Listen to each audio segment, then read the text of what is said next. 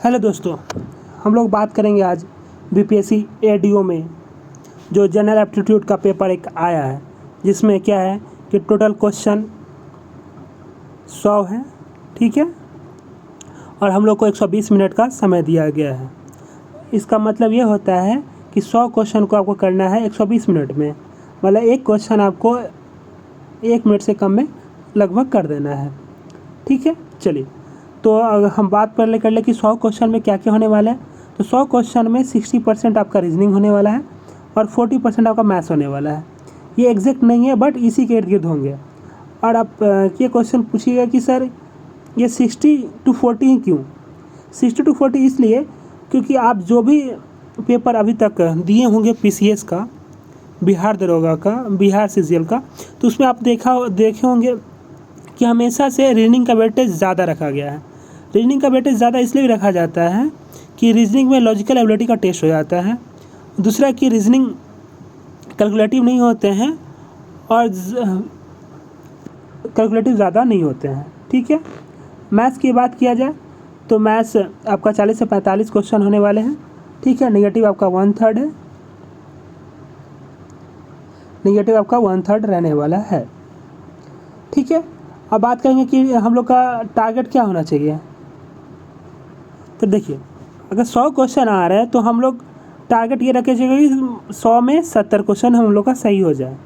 ठीक है, टारगेट का अगर डिस्ट्रीब्यूट करते हैं तो रीजनिंग में हम 55 से 45 क्वेश्चन सही करने के लिए जाएंगे, और मैथ्स में हम लोग का कोशिश ये रहेगा कि 45 में से हम लोग 30 से 35 क्वेश्चन सही कर ले।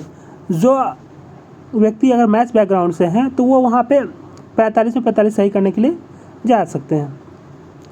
ठीक है, अगर हम अटेम्प्ट और स्ट्रेटजी की बात कर ले, अटेम्प्ट ऑर्डर की बात कर ले, तो सही यही होगा कि हम सबसे पहले रीजनिंग को कर लें, फिर उसके बाद लास्ट 1 आवर में हम लोग मैथ्स को ले जाएंगे। रीजनिंग में अगर हम बात करें तो रीजनिंग में हम सबसे पहले सीरीज़ को, फिर कोडिंग को, फिर ऑड वन आउट को, ब्लड रिलेशन को देख लेंगे। अगर समय बचे तो हम लोग पजल और सेटिंग में हम लोग जा सकते हैं। ठीक है, फिर अगर मैथ्स की बात कर ले तो मैथ्स में हम लोग पहले सबसे इजी और डायरेक्ट क्वेश्चन करेंगे, सिंप्लीफिकेशन, परसेंटेज, रेशियो, एवरेज, और फिर अगर समय बचता है तो हम लोग हैवी कैलकुलेशन वाले क्वेश्चन में जैसे डीआई, मेंसुरेशन और एडवांस के पोर्शन वाले सारे क्वेश्चन को हम लोग टैकल करने की कोशिश करेंगे। अगर बात करते हैं हम लोग स्पीड और एक्यूरेसी में, तो स्पीड अच्छा होना चाहिए, एक्यूरेसी आना चाहिए। देखिए, तो यहाँ पे 1/3 निगेटिव है, तो हम लोग गेस करने से अच्छा है क्वेश्चन को आंसर गेस करने से अच्छा है कि क्वेश्चन को हम लोग स्किप कर देंगे। ठीक है, प्रिपरेशन की बात किया जाए तो रीजनिंग एक स्कोरिंग जोन माना जाता है। ठीक है, तो अगर आप इसमें रोज़ प्रैक्टिस करते हैं तो आपका रीजनिंग अच्छा हो जाएगा। मैथ्स की बात करें तो मैथ्स में आपको कैलकुलेशन स्पीड बढ़ाना होगा और साथ ही साथ आपको एक्यूरेसी का भी ध्यान रखना होगा। ठीक है, अगर फाइनल स्टेप्स यहाँ पे मैंने बोला है, फाइनल 15 मिनट का हम लोग का क्या प्लान होना चाहिए। अगर आपने क्वेश्चन 2 घंटे में जो भी क्वेश्चन आपने किया हो गया, तो आपको ये कोशिश करनी चाहिए कि लास्ट के हम 15 मिनट जो बचा लें और 5-7 मिनट सिर्फ हम OMR को रिव्यू करने में लगाएं।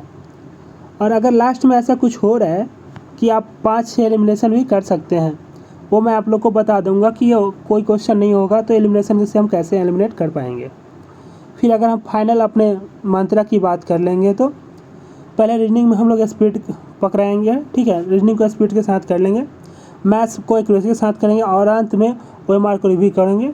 इस तरह हम लोग जनरल एप्टीट्यूड टेस्ट में 70+ स्कोर लाया जा सकता है। धन्यवाद।